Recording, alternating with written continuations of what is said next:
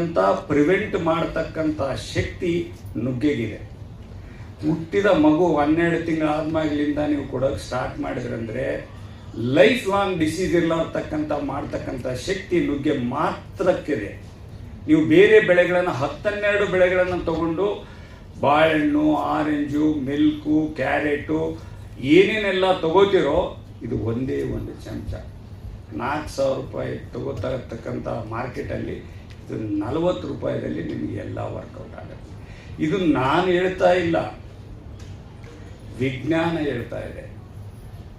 ಅವರು ಮಾಡಿರ್ತಕ್ಕಂಥ ಅಗಾಧವಾದ ಪರಿಶ್ರಮದಿಂದ ರಿಸರ್ಚ್ ಮಾಡಿ ಪಬ್ಲಿಷ್ ಮಾಡಿರ್ತಕ್ಕಂಥ ಪೇಪರ್ಗಳನ್ನು ನಾನು ಓದಿ ನನ್ನ ಊರಿಗೆ, ನನ್ನ ಊರಿನ ಅಪೌಷ್ಟಿಕ ಸಮಸ್ಯೆ ಸುಧಾರಣೆ ಆಗುತ್ತೋ ಇಲ್ಲೋ ಅನ್ನೋದ್ರ ಬಗ್ಗೆ ನಾನು ಅವಲೋಕನ ಮಾಡಿ ಅದನ್ನು 3 ವರ್ಷ ಪ್ರಯತ್ನ ಮಾಡಿ ಹಳ್ಳಿಗಳಲ್ಲಿ ಕೊಟ್ಟು ಅದರ ರಿಸಲ್ಟನ್ನು ಕಲೆಕ್ಟ್ ಮಾಡಿಕೊಂಡು ಆಮೇಲೆ ಸರ್ಕಾರದ ಜೊತೆ, ಕರ್ನಾಟಕ ಸರ್ಕಾರ, ಭಾರತ ಸರ್ಕಾರ, ಎರಡೂ ಸರ್ಕಾರಗಳ ಜೊತೆ ಆ ರಿಪೋರ್ಟ್ಗಳನ್ನು ಶೇರ್ ಮಾಡಿದ ಮೇಲೆ ಎರಡೂ ಸರ್ಕಾರಗಳು ಒಪ್ಪಿಕೊಂಡು ನಮ್ಮ ಕರ್ನಾಟಕ ರಾಜ್ಯದಲ್ಲಿ ಎಲ್ಲ ಜಿಲ್ಲೆಗಳಲ್ಲಿ ನುಗ್ಗೆಯನ್ನು ಯೂಸ್ ಮಾಡಬೇಕು, ಮಕ್ಕಳಿಗೂ, ಬಾಣಂತಿಯರಿಗೂ ಮತ್ತು ಗರ್ಭವತಿಯರಿಗಂತ ಚೀಫ್ ಸೆಕ್ರೆಟರಿ ಅವರು ಆರ್ಡ್ ಮಾಡಿ.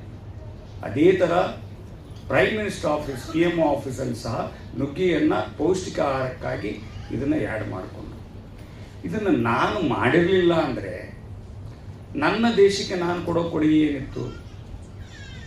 ಇದು ವಿಷಮುಕ್ತವಾಗಿ ಕೊಟ್ಟಾಗ ಮಾತ್ರ ಜನರಿಗೆ ಹೆಲ್ಪ್ ಆಗುತ್ತೆ. ಇಲ್ಲ ಬಿಡ್ರಿ, ನಾನು ರೋಡ್ ಸೈಡ್ ಹಾಕಿರ್ತೀನಿ, 1,000 ಗಾಡಿ ಅಡ್ಡಾಡ್ತಿರ್ತವೆ, ಅದ್ರ ಹೊಗೆಯೆಲ್ಲ ಎಲಿ ಮೇಲೆ ಹೋಗಿ ಕುಂದಿರ್ತಿರುತ್ತೆ. ಅದಕ್ಕೆ ಸಾವಯವ ಮಾಡಿ. ಅದಕ್ಕೆ ವಿಷಮುಕ್ತವಾದ ಮಣ್ಣು, ವಿಷಮುಕ್ತವಾದ ನೀರು, ವಿಷಮುಕ್ತವಾದ ಗಾಳಿ ಇದ್ದಲ್ಲಿ ಬೆಳೆದಾಗ ಮಾತ್ರ ನೀವು ಸಾವಯವ ಕೃಷಿನ ಮಾಡೋಕ್ಕಾಗುತ್ತೆ.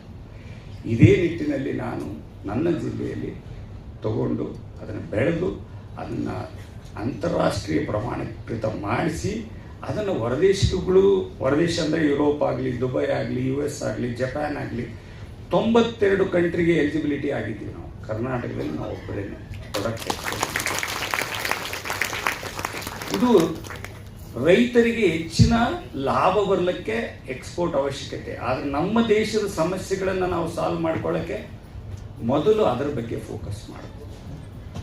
ಎಲ್ಲಿವರೆಗೂ ನೀವೆಲ್ಲ ಸಾವಯವ ಬೆಳೆಗಳಿಗೆ, ಅದರ ಕ್ವಾಲಿಟಿಗೆ ನೀವು ಎಂದು ಪ್ರೋತ್ಸಾಹ ಮಾಡೋದಿಲ್ಲೋ, ಸಾವಯವ ರೈತರು ಎಂದೂ ಮುಂದೆ ಬರೋಕ್ಕೆ ನೋಡೋದಿಲ್ಲ.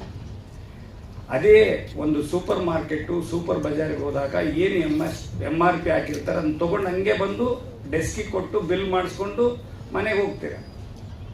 ಅದೇ ಯಾವುದಾದ್ರೂ ಆರ್ಗ್ಯಾನಿಕ್ ಶಾಪಿಗೆ ಹೋದಾಗ ಅಥವಾ ಯಾವುದಾದ್ರೂ ಒಂದು ಎಕ್ಸ್ಪೋಗೆ ಹೋದಾಗ ನೀವೇನು ಮಾಡ್ತಾರೆ, ಏನಾದರೂ ಡಿಸ್ಕೌಂಟ್ ಇದೆ ಏನ್ರಿ, ಏನಾದರೂ ಒಂದು 10% ಡಿಸ್ಕೌಂಟ್ ಕೊಡ್ತೀರಾ?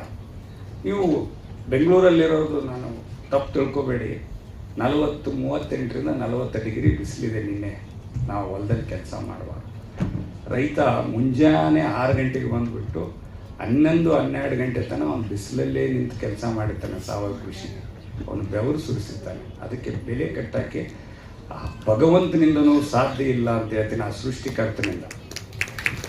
ಯಾಕೆ ಹೇಳ್ತೀನಿ ಅಂದರೆ, ಆ ಬೆವರಿನ ಬೆಲೆ ನೀವು ಕಟ್ಟಬೇಕಾದ್ರೆ ಅದನ್ನು ಆಲೋಚನೆ ಮಾಡಿ ಕಟ್ಟಿ ಅಂತ ಹೇಳ್ತೀನಿ.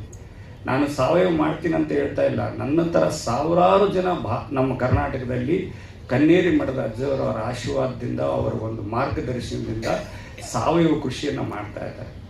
ಒಂದೇ ಒಂದು ಮಿಸ್ಸಿಂಗ್ ಏನಪ್ಪ ಅಂದರೆ, ಅಲ್ಲಿ ಪ್ರಮಾಣೀಕೃತರಾಗ್ತಾ ಇಲ್ಲ. ಪ್ರಮಾಣೀಕೃತರಾದರೆ ನೀವು ಅಂತಾರಾಷ್ಟ್ರೀಯ ಮಾರ್ಕೆಟಲ್ಲಿ ಇಲ್ಲಿ 10 ರೂಪಾಯಿ ಕೊಟ್ಟರೆ ಅಲ್ಲಿ 20 ರೂಪಾಯಿ ಇದೆ.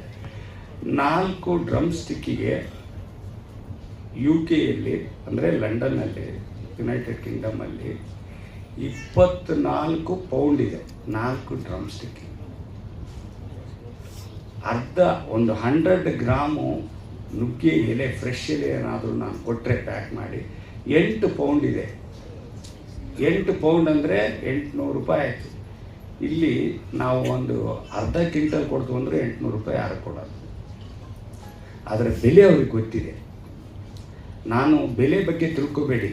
ನಿಮ್ಮ ಜೀವನದ ಆಹಾರ ಎಷ್ಟು, ನಿಮ್ಮ ಆರೋಗ್ಯ ಎಷ್ಟು ಸುಧಾರಣೆ ಆಗಬೇಕು, ಅದಕ್ಕೆ ತಕ್ಕನಾಗಿ ಆಹಾರ ಪದ್ಧತಿಗಳನ್ನು ಬದಲಾವಣೆ ಮಾಡಿಕೊಳ್ಳಿ. ಇದು ನನ್ನಲ್ಲಿರ್ತಕ್ಕಂಥ ಒಂದು ವಿನಂತಿ. ಸಾಧ್ಯವಾದ ಮಟ್ಟಿಗೆ ಇದನ್ನು ಅಜ್ಜೋರವರು ಆಗಿನ ಕಾಲದಲ್ಲೇ ಎಲ್ಲರಿಗೂ ಸಹ ಕೃಷಿಯ ಪ್ರಾಮುಖ್ಯತೆಯನ್ನು, ಅದರ ಒಂದು ಉಪಯೋಗ ನಮ್ಮ ದಿನನಿತ್ಯದ ಜೀವನಗಳ, ಯಾಕಂದರೆ ವಯಸ್ಸಾದ ಮೇಲೆ ನಾನೇನು ಇಷ್ಟಪಡ್ತೀನಿ, ನನ್ನ ಅಪ್ಪ ಅಮ್ಮ ಚೆನ್ನಾಗಿರಬೇಕು, ನನ್ನ ಜೊತೆ ಮಂಡೆ ನೋವು ಇರಬಾರ್ದು, ಕಿಡ್ನಿ ಪ್ರಾಬ್ಲಮ್ ಇರಬಾರ್ದು, ಲಿವರ್ ಪ್ರಾಬ್ಲಮ್ ಇರಬಾರ್ದು, ಡಯಾಬಿಟಿಕ್ ಇರಬಾರ್ದು, ನರ ದೌರ್ಬಲ್ಯ ಆಗಬಾರ್ದು, ಪ್ಯಾರಲಿಸಿಸ್ ಆಗಬಾರ್ದು, ವೀಕ್ನೆಸ್ ಇರಬಾರ್ದು, ಡೈಜೆಷನ್ ಚೆನ್ನಾಗಿ ಆಗಬೇಕು. ಇವೆಲ್ಲದನ್ನು ಸಹ ನುಗ್ಗೆ ಒಂದೇ ಒಂದು ಫಿಕ್ಸ್ ಮಾಡೋದು. ಇದನ್ನು ತಲೆ ಇಟ್ಕೊಳ್ಳಿ. ಯಾಕೆ ಇವತ್ತು ನನಗೆ ಅವಕಾಶ ಕೊಟ್ಟಿದ್ದಕ್ಕೆ, ಒಂದು ಟೈಮ್ ಕೊಟ್ಟಿದ್ದಕ್ಕೆ, ಈ ಒಂದು ಸದುಪಯೋಗ ಪಡ್ಕೊಂಡು ನನಗೆ ಇರ್ತಕ್ಕಂಥದ್ದನ್ನು ಸಂಕ್ಷಿಪ್ತವಾಗಿ ನಿಮಗೆ ಹೇಳಿದ್ದೀನಿ.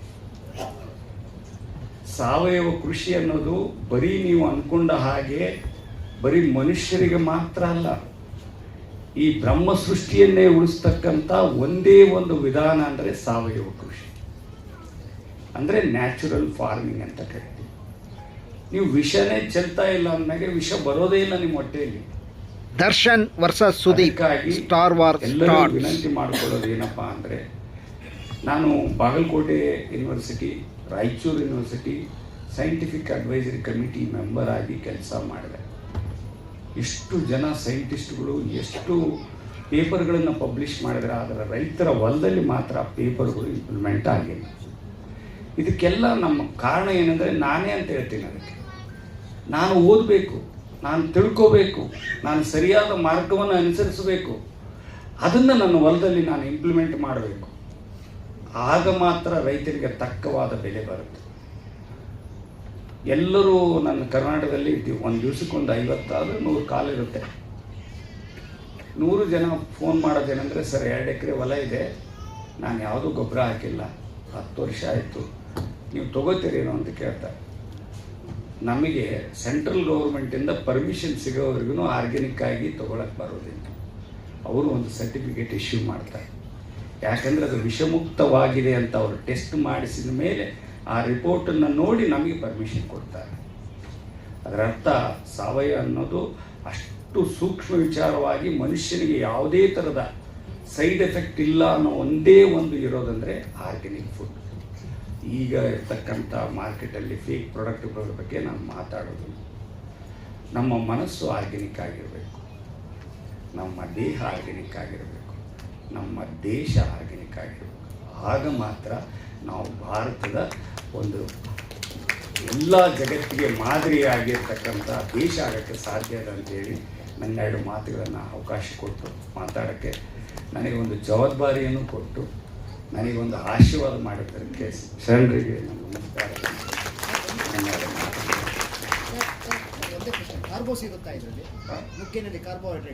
ಕಾರ್ಬೋಹೈಡ್ರೇಟ್ಸ್ ಇರುತ್ತೆ, ಅದರ ಪ್ರಮಾಣ ಭಾಳ. ಬರ್ತೀನಿ ಪ್ರಶ್ನೆಗಳಿಗೆ ಆಮೇಲೆ ತಗೋತೀನಿ. ಕಾರ್ಬೋಹೈಡ್ರೇಟ್ಸ್ ಇರುತ್ತೆ, ಭಾಳ ಕಡಿಮೆ ಇರುತ್ತೆ. ಅದು ಮನುಷ್ಯನಿಗೆ ಯಾವುದೇ ಥರದ ಹಾನಿಕಾರಿ ಆಗಲಾರದ ಮಟ್ಟದಕ್ಕಿಂತ ಕಡಿಮೆ ಇರುತ್ತೆ. ಪ್ರೋಟೀನ್ ಜಾಸ್ತಿ ಇರುತ್ತೆ, 25ರಿಂದ 27%. 300 ಮಿಲಿಗ್ರಾಮ್ 100 ಗ್ರಾಮಲ್ಲಿ 300 ಮಿಲಿಗ್ರಾಮು ನಿಮಗೆ ಕ್ಯಾಲ್ಸಿಯಂ ಸಿಗುತ್ತೆ. 3000 ಸಾರಿ. ಇದೇ ಥರ ಎಲ್ಲವನ್ನೂ ನಾನು ಹೇಳಬಲ್ಲೆ. ಒಂದು ದಿವಸದಲ್ಲಿ ಮನುಷ್ಯನಿಗೆ ಎಷ್ಟು ಆಹಾರದಲ್ಲಿ ಬೇಕೋ ಎಲ್ಲ ಊಟ ಮಾಡಿದ್ರು, ಎಲ್ಲ ಉಂಡು ತಿಂದು ಕುಡಿದ್ರು, ಏನೇನು ಬೇಕಾಗುತ್ತೋ ಬದುಕಕ್ಕೆ 25% ನುಗ್ಗೆ ಎಲೆ ಇದೆ, ನುಗ್ಗೆಕಾಯಿ ಬೇರೆ ಇದೆ, ನುಗ್ಗೆ ಹೂವು ಬೇರೆ ಇದೆ. ನುಗ್ಗೆ ಎಣ್ಣೆ ಬಗ್ಗೆ ಮಾತಾಡೋಕೆ ಹೋದರೆ ನಾನು ದೊಡ್ಡದು ಒಂದು ದಿವಸನೇ ಬೇಕಾಗುತ್ತೆ. ಬೇರಿಂದ ಹಿಡಿದು ಬೀಜದವರೆಗೂ ಸಹ ಇದು ನಿಮಗೆ ಉಪಯೋಗವಾಗಿದೆ. ಸೃಷ್ಟಿ ಮಾಡಿರ್ತಕ್ಕಂಥ ಎಲ್ಲ ಗಿಡಮೂಲಿಕೆಗಳು ಔಷಧಿಯುಕ್ತವಾಗಿವೆ. ಆದರೆ ಎಷ್ಟು ಜನ ನಾವು ಅದ್ರ ಬಗ್ಗೆ ತಿಳ್ಕೊಂಡು ನಮ್ಮ ಮನೆ ಅಂಗಳದಲ್ಲಿ ಹಾಕ್ತೀವಿ ಅನ್ನೋದು ಭಾಳ ಇಂಪಾರ್ಟೆಂಟ್. ಸರ್ ಕೇಳಿದ ಕ್ವೆಶನ್ ಕರೆಕ್ಟಾಗಿತ್ತು. ಅದಕ್ಕೆ ಡೀಟೇಲ್ ಆಗಿ ನಮ್ಮಲ್ಲಿ ಹೊರಗಡೆ ಯಾರೋ ನಮ್ಮ ಹುಡುಗರು ನಿಮಗೆ ಡೀಟೇಲ್ಸ್ ಕೊಡ್ತಾರೆ.